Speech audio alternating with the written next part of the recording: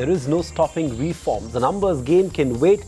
That's the loud and clear message from the Modi government after being pushed to a corner in the just concluded winter session of Parliament. Within a week after the session got over, the Union Cabinet today cleared the all-important amendments to the Land Acquisition Act. The move comes on the back of last week's big bank policy decisions on insurance FDI and coal auctions. Explaining the changes, Finance Minister Arun Jaitley said Team Modi will do whatever it takes to boost growth.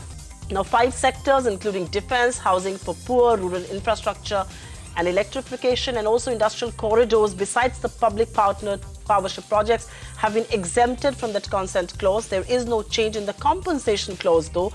But at the same time, the scope of the act has been widened in the larger interest of the farmers. The move comes at a time when Prime Minister Narendra Modi is giving a big push to his pet Make in India campaign. Taking the initiative to the next level, the Prime Minister has said that there is a whole new approach to ease of doing business in India. The government's all-out efforts to keep the reforms on the fast track is our top story on Business Tonight.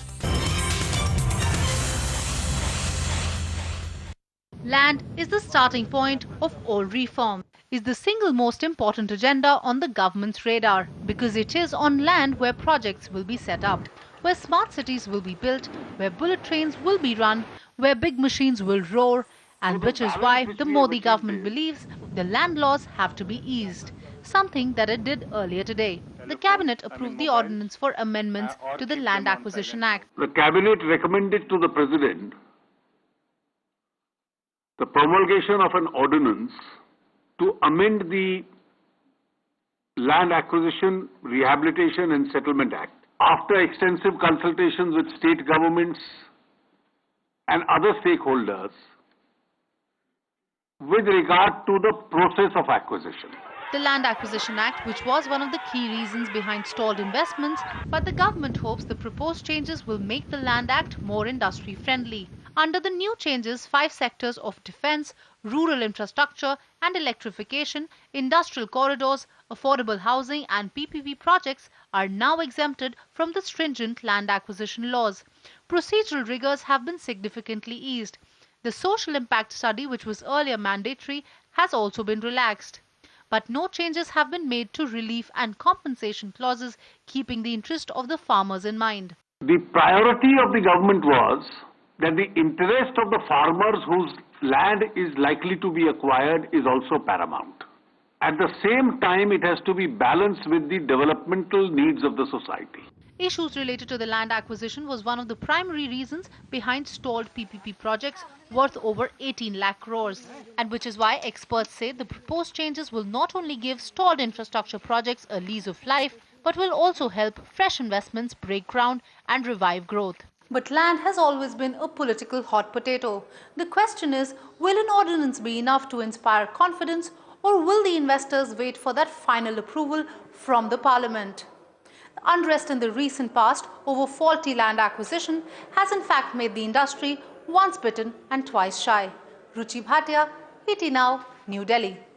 All right, let's get you more perspective and more expert voices on that really big story that many people believe is game-changing, because land is where everything really begins. We're joined by a very expert panel: Ajay Dua, former DIPP Secretary, Rajiv Talwar, Director DLF, and Ajit Mittal of India Bulls Group. Thanks to each one of you for sparing time on this very cold winter evening, at least here in New Delhi.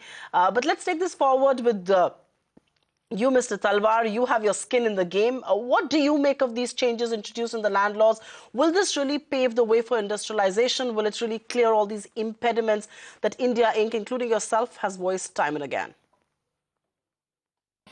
As far as the real estate, housing and construction industry goes, I think one can very cheerfully say that yes, what we were really concerned about was the delay in time, and I'm sure so was the manufacturing industry concerned with it. That it's not the compensation which makes a difference, it is actually the delay in time, which was as long as a 5-year period if everything went according to schedule. But we know for a fact that in land acquisition process, when you have to take consent of everybody, and it has to be only on paper and through the regular quasi-judicial process of issuing notices, calling people, hearing them out, recording everything, it would have definitely taken more than 5 years. I think the government has done a very, very wise step in removing these time-oriented impediments the compensation and the rehabilitation package would continue to be same, which everyone will then take into account while costing of the projects. Now, whether it is an industrial project or whether it is a real estate and housing construction project. Right, Mr. Dua, comment on that. The government is choosing the ordinance route. Let's talk about the big picture for way too many things. They did that with insurance. Obviously, there is a political logjam as well. But given that, at the end of the day, for something as sensitive as land laws, Parliament is clearly the right place to make laws. Is the ordinance route sustainable according to you? I'm not sure whether it's sustainable, but occasions do or circumstances do give rise to the government having to choose that route. And I think the government finding itself not able to push through legislations in the upper house was left with very little option but to push these through the ordinance route, and that certainly I would justify its use for purposes of passing the insurance bill, which was stuck basically in the upper house. The question is, on land acquisition, etc., the government had probably not made up its mind so far. There wasn't any amendment moved so far, or in the lower house or the upper house. So I think to some extent the privilege given to the government has extended it by legislating through the ordinance route even on other matters. But as you know, these things are valid only till the beginning of the next session of Parliament, which is not too far off. Not much work or action, investment, acquisition may occur under the ordinance route. People will probably wait and watch, and by then for a couple of months, and by then we will have the next session of Parliament starting. Let's get an industry view on that. People likely to be in wait and watch mode, says Ajay Dua. But Mr. Mittal, comment on that. How important are the changes that have been made in the Land Acquisition Act? Are they game changing? How much of a material impact will this have on corporate India? Well, I would say that this is a very fine balancing act between the imperative of the development on one side and also protect the interest of the farmers and other rural landowners on the other side. While nothing much has been done in terms of the compensation and in terms of the relief and rehabilitation package, so the economic impact on the people who are going to acquire the land pretty much remains as it was. What has essentially undergone a change is the implementation part, which is going to be a lot more easier than what it was earlier, at least in respect of those 5 broad categories. What they have is the national security, industrial corridors, affordable housing, housing for the weaker sections. So land acquired for these purposes, definitely the acquisition is going to be fast tracked, which in my view is a big plus, because earlier it was a very cumbersome process that was required to be followed in terms of getting consents. 80% of the people affected had to give their consents, the Gram Panchayat had to give consents, there was a social impact assessment and all that has been rightly given a go by to fast track this. So to that extent, yes, definitely it will be a big kicker. It will be a big boost to the infrastructure sector, the manufacturing industry, and also more importantly to the affordable housing segment. Mr. Dua, let's begin to talk specifics, because the consent clause has been significantly diluted, 5 sectors exempted from this. Does this risk controversy later by those who disagree and are not a part of that consent or do not give their consent? Or does this really pave the way for investments to flow in? Does this really make acquisitions easy? I think it will make acquisition easy for what is clearly a public purpose. The public purpose doesn't necessarily mean it had to be owned by the public. It could be privately owned, as in the case of infrastructure, etc. The government has clearly now said we are including certain things in the definition of infrastructure, and hospitals and educational institutions are the 2 things which were being talked about this evening, that the cabinet has cleared those. The land to be acquired, the land needed for defense purposes, the land needed for industrial corridors. The ownership of industrial corridors was not the issue. It was a longish strip of land where economic activity was to be concentrated. That's how the industrial corridors have been defined, that for acquisition of land for all those purposes, 5 of those, the government has said, now since they are public purposes, the issue of consent of the order of 80% of the landowners, etc., would not apply to them. Mr. Talwar, let me ask you, you faced some amount of unrest in the past on account of those who did not give their consent. Here are 5 sectors that are going to be exempted from this. Which side of this debate would you throw your weight behind? Does this make acquisition easy, or does this really brew controversy in the future?